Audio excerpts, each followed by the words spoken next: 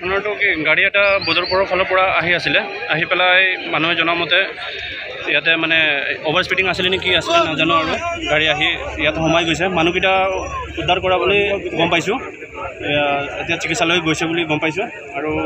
এতিয়া গাড়ীখনতো ভিতৰত আছে নাম্বাৰ প্লেট এইবিলাক এতিয়া জনা নাই গাড়ীখন পালে নাম্বাৰ প্লেট পালে ট্ৰেছ কৰিম কোন হয় মানুহবিলাক আৰু এতিয়া বৰ্তমানে আমাৰ SDRF পাৰ্টি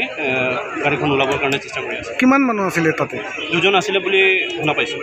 তেখেতে সুৰক্ষিত আছে সুৰক্ষিত আছে দুজন মানুহে এতিয়া লোকেল মানুহ আছিলে সিহঁতে জনাইছে যে ছাৰ সিহঁতক উদ্ধাৰ কৰা হৈছে উদ্ধাৰ কৰি পেলাই অলপ ভৰিখনত চোট পাইছে চাগে সিহঁতে মানে মৰম্মত কৰাবলৈ গৈছে এই গাড়ীখন ক'ত পৰা আহিছিলে আৰু ক'ত পৰা যাব বিচাৰিছিলে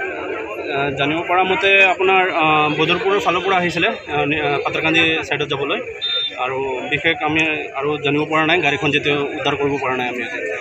কিমানজন মানুহ আছে দুজন আছিলে যিকোনো খবৰৰ বাবে যোগাযোগ কৰক 7099017330 আৰু 7099017110 নম্বৰত